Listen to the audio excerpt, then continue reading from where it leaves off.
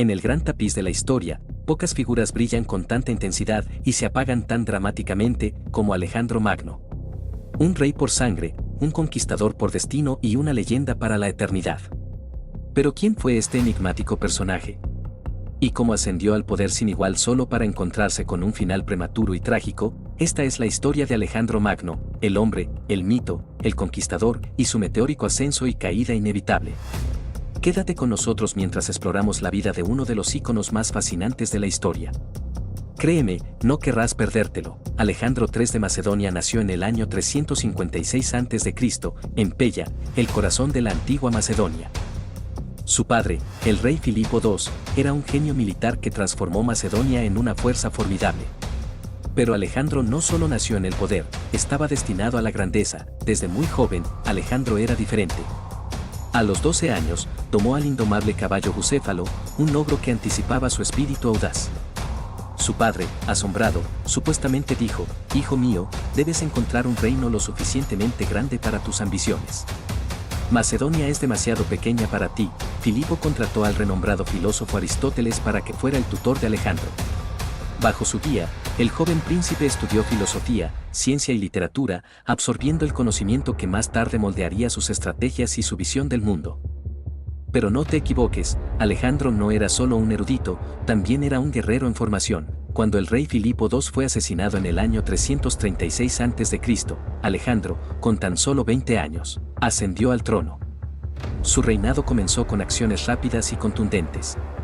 Consolidó su posición sofocando rebeliones y eliminando rivales, asegurándose de que nadie pudiera desafiar su derecho al trono, pero las ambiciones de Alejandro iban más allá de Macedonia.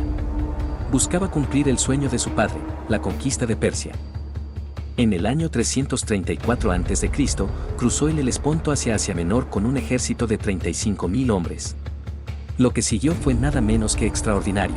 En la batalla del Gránico, el ejército de Alejandro aplastó a las fuerzas persas, abriendo la puerta a Asia. Esta victoria marcó el inicio de una campaña que redefiniría el mundo antiguo. En el año 333 a.C., Alejandro se enfrentó al rey Darío III en la batalla de Isos. Superado en número pero no en determinación, el genio táctico de Alejandro brilló.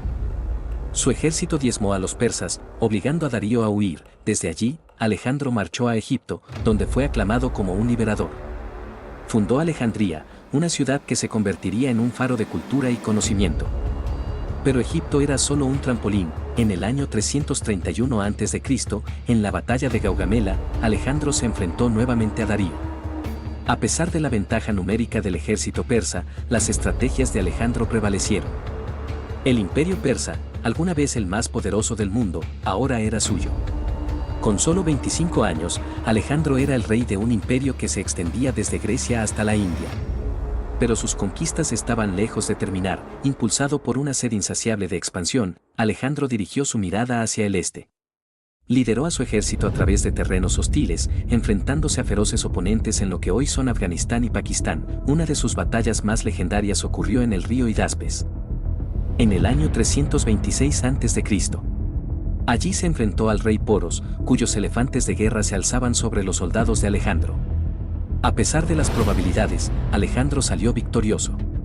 Pero esta victoria tuvo un precio. Su ejército, agotado y añorando su hogar, comenzó a flaquear. A regañadientes, Alejandro dio la orden de regresar.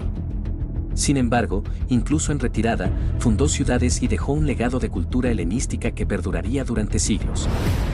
En el año 323 a.C., después de años de campañas implacables, Alejandro regresó a Babilonia, el corazón de su imperio.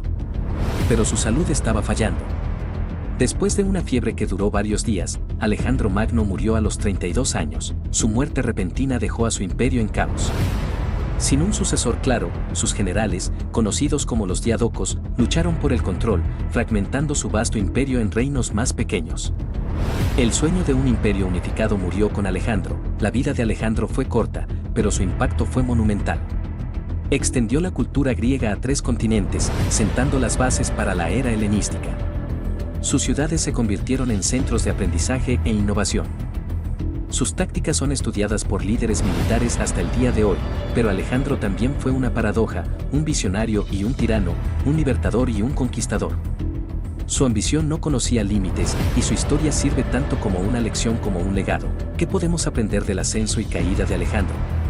Tal vez esto, la grandeza no proviene solo de conquistar tierras, sino de moldear la historia e inspirar a generaciones. Gracias por acompañarnos en este viaje a través de la vida de Alejandro Magno. Si te gustó este video, no olvides darle like, suscribirte y activar la campana para no perderte ningún episodio. Comparte tus pensamientos en los comentarios. ¿Cuál crees que fue el mayor logro de Alejandro? Nos encantaría saberlo. Y recuerda, la historia no es solo sobre el pasado. Es sobre entender el presente y moldear el futuro. Hasta la próxima, sigue explorando y sigue aprendiendo.